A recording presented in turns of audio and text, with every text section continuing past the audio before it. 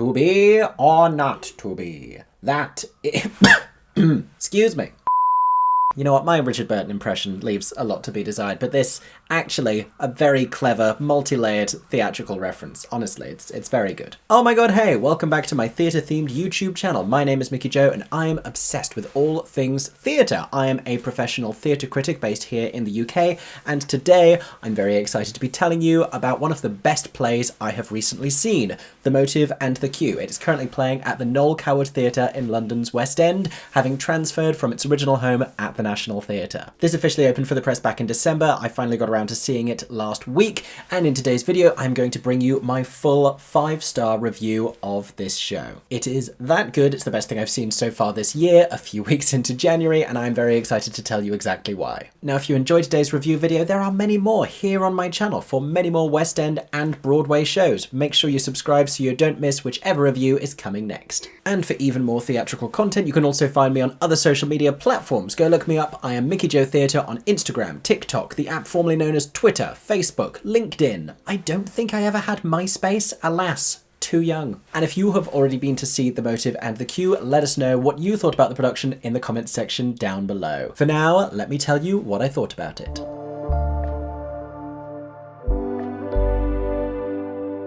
So let me tell you a little bit about this play. The Motive and the Cue is a brand new play written by Jack Thorne, who has been a prolific writer both for theatre and television. He currently has 2 other shows in the West End based on existing intellectual property. He has adapted Harry Potter for the hugely successful play Harry Potter and the Cursed Child, and he was also instrumental in bringing about the recent stage adaptation of the Stranger Things universe with Stranger Things: The First Shadow, prior to which he had penned a couple of other hit West End shows, but this is hands down the most exciting thing I think he's ever written. It takes place in the early 1960s, and it follows the story of 2 acting giants, Richard Burton and Sir John Gielgud. One at the time better known for his work on screen, the other renowned for his work on stage. Now, the play follows the rehearsal period for a Broadway production of Hamlet that took place in the 1960s at the Lunt-Fontanne Theatre. Richard Burton would play Hamlet. It would go on to be hugely successful, and Sir John Gielgud, a veteran Shakespearean performer in his own right, would direct. The concept for the production would be that it would look like a rehearsal on stage. It was going to be in then contemporary dress with reduced staging elements, the Jamie Lloyd revival of its time, am I right? The theory behind which was that it would capture the electricity and the passion that was often present at late-stage rehearsals before the show actually opened on Broadway. I've also heard that Richard Burton just wasn't a fan of wearing period costumes, so this was a neat enough way to circumvent that. Now, Hamlet is often a vanity project, and for Burton it seemed to be no different. Allegedly, I think there was a coin toss between him and actor Peter O'Toole that they were both wanting to play Hamlet, and the winner of the coin toss, Peter O'Toole, decided that he would get to do it in London, leaving Richard with Broadway, and that he would get to be directed by Sir Laurence Olivier, leaving Richard with the equally prestigious Sir John Gielgud. Olivier and Gielgud themselves had both also played Hamlet, one of them on film, at which point we find Richard Burton situated here, about to play this iconic role on stage, surrounded by ever-growing long shadows. The shadows of theatrical performances past, and these towering actors who had previously played the role. As a result of this, the working relationship between Richard the actor and John the director becomes increasingly strained and even tempestuous and argumentative. Richard, aware that John has played the role previously, detests being given line readings and is convinced that he is just trying to make him play Hamlet the way that he did. John, meanwhile, has yet to really understand Richard and his motivations in trying to craft a different version of the character. They are amongst an ensemble of veteran, talented actors, some of whom have played their roles before, others of whom could have played bigger roles in other productions, but have turned those down for the opportunity to work with Richard Burton and or Sir John Gielgud, which leads to a little bit of frustrations when rehearsals don't seem to be going well, and the show's first performance is looming. Now, this rehearsal process had been well documented by some of those other actors in the company, but this being a theatricalization of those events, it is also part imagining. And interestingly enough, the character that Jack Thorne utilizes to really catalyze the the relationship between these two men is Burton's then new wife, Elizabeth Taylor. At this point, they're married for the first time. They will later get divorced and then marry again. Spoiler alert, you gotta love them. So what this two-act narrative essentially consists of is different scenes over the duration of the rehearsal process and asides from both John and Richard's life outside of those rehearsals. And if that begins to sound even a little bit dry, let me tell you why it makes such magic.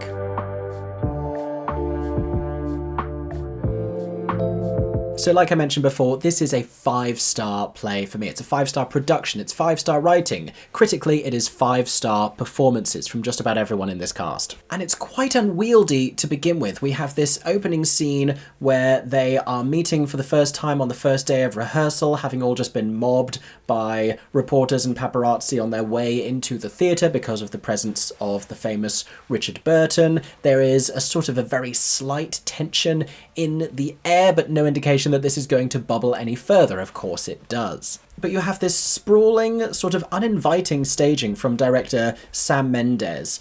The cast aren't situated so that we can easily see all of them during this initial scene. But what we do have is this early indication of a power challenge between Burton and Gielgud, who are at opposite ends of this very long table. In between scenes, black cloths close in on the proscenium and actors will play a short scene in front of it, rehearsing the production that they will go on to appear in. So we get those moments of Shakespeare, those excerpts from Hamlet, contextualizing the whole thing in terms of the play that they are in the process of putting together, which is vitally important to what is essentially a theatricalized documentary. As we then cut between ongoing rehearsals, fiery exchanges between Richard and Elizabeth that give an indication of their passionate relationship, and very witty scenes between Sir John and other members of the company, we do start to feel this creeping tension and an indication that things are going to come to a head, which they do predictably just before the end of the first act. Now I want to talk about what happens here specifically because it's such a well-crafted final scene,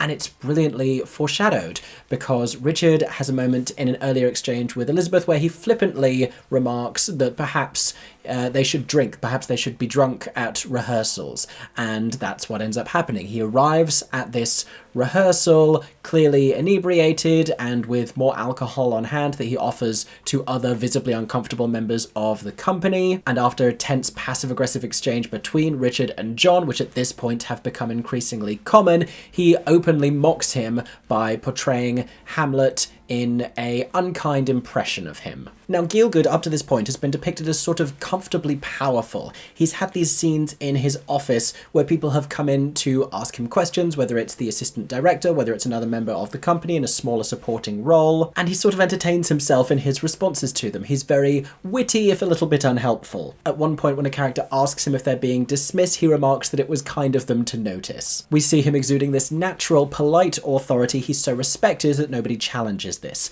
up until this scene at the end of the first act, where for the first time we see his shield utterly broken and we see this moment of immense vulnerability after he has dismissed everyone else from the room, including Richard Burton, including his assistant director. We see him breaking down just the slightest polite British amount, after which, clearly feeling stung and insecure, he recites the speech from memory himself. Now, the absolute genius here from Jack Thorne is the particular section of Hamlet that he's chosen, because what they are reciting is the moment where Hamlet himself becomes director to a play within a play and to a group of players. He is saying, "Speak the speech, I pray you, as I pronounced it to you trippingly off the tongue." Richard is playing Hamlet as director while playing at being director, thinking that he knows better than the actual director, Gielgud. Gielgud is trying to cling to the idea that he can actually direct this unwieldy actor, and remembering what it was to be the actor in this role himself. There's a lot going on.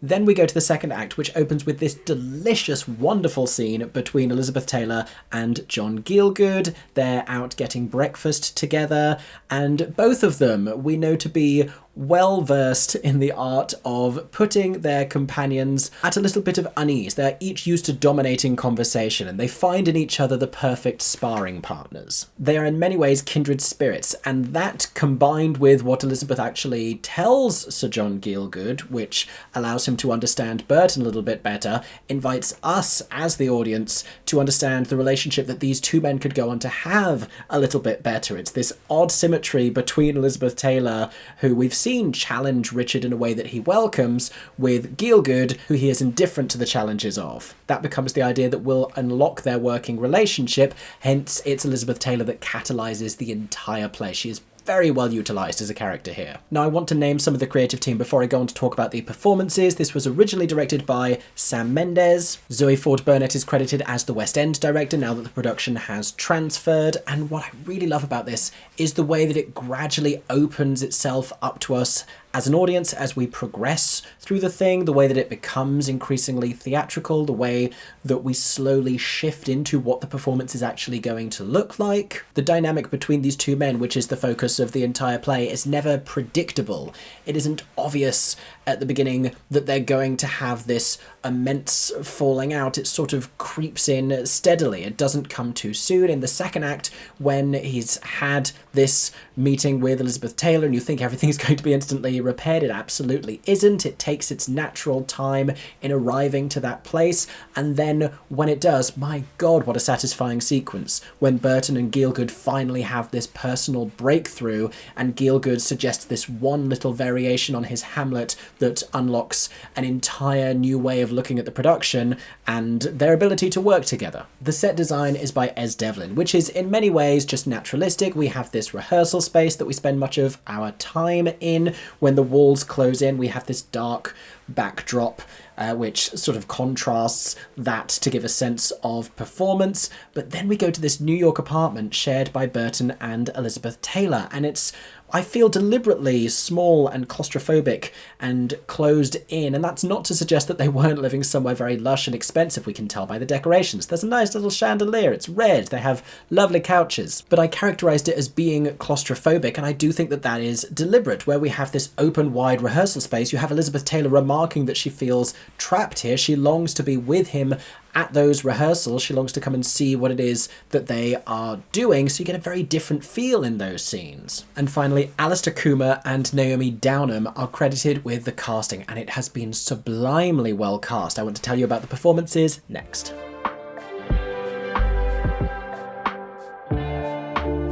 So we must begin by talking about the two men pictured here. We have Mark Gatiss as Sir John Gielgud, we have Johnny Flynn as Richard Burton.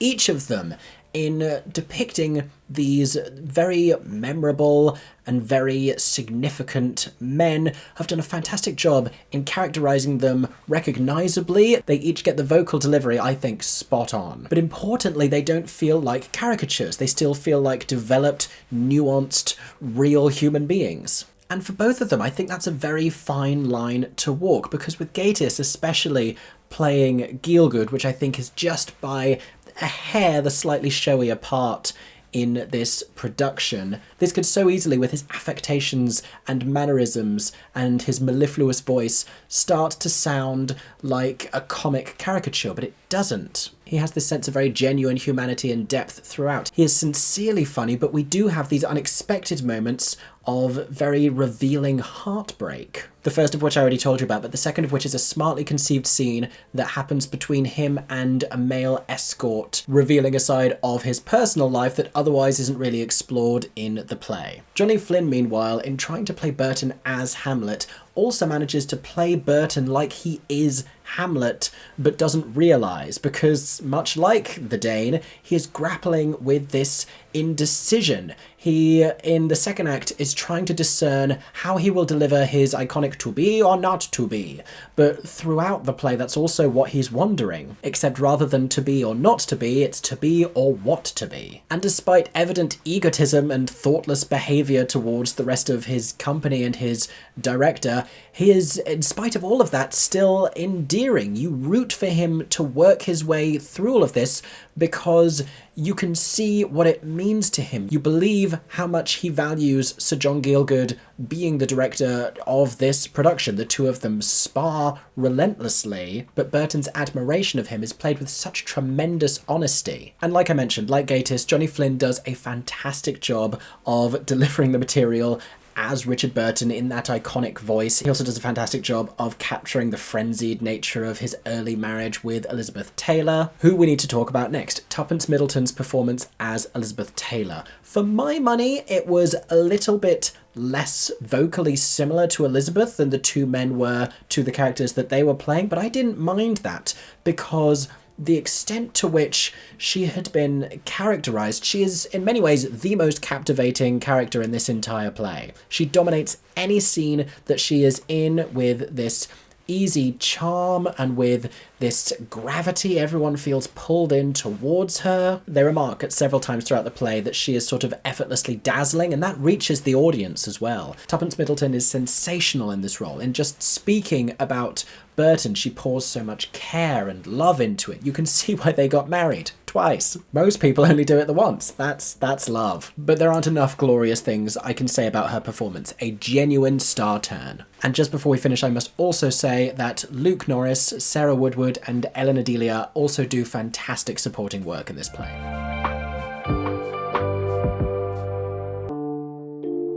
So I do want to say a little about who I think would particularly enjoy and find value in this play. If you are any kind of a play lover within the theatrical sphere, you absolutely have to go and see this. It is one of the great plays of the year, the other being Dear England from James Graham. For what it's worth, I think Dear England is that little bit more contemporary and cutting edge and probably will and ought to win the Olivier Award. There's nothing about the motive and the cue that couldn't have been written 10 years ago. I think it's sensational and wonderful, and it's been called a love letter to the theatre. I think it's a love letter to acting specifically. There's so much in how they uncover Burton's sort of unintentionally awkward process and his motivations behind even wanting to do the thing on stage at all, and what that means to him as an actor, what it means to him to be an actor, how he arrived at that point in his life, his relationship with the people who inspired him, this whole idea of whether or not it's a good idea to meet your heroes. There's so much in there for actors, and the specificity of the characterization that they talk about in the change of his Hamlet with these little decisions, the difference between his Hamlet and Olivier's Hamlet and Gielgud's Hamlet. They are talking about what is still considered to be one of the greatest theatrical roles for an actor that there is, and I think this is almost vital training for anyone looking to be a serious actor, a Shakespearean actor, an actor performing classical work, any kind of an actor. Go and see this play. There is an awful lot, I think, to learn. For my part, ever since I saw the film version of Who's Afraid of Virginia Woolf, I have been a little bit obsessed with Richard Burton and Elizabeth Taylor, so there is lots for me to enjoy in this. I think I enjoyed this a little bit more than Dear England because it had the advantage of speaking to me very personally. I connected with all of the things that it was portraying. At the end of the play, I won't spoil this entirely for you, but there's a moment where it feels very special to be seeing it in the Noel Coward Theatre specifically because it has a specific historical resonance. I also think if you're watching this from New York that this really ought to go to Broadway. I've heard rumblings that they might be considering it.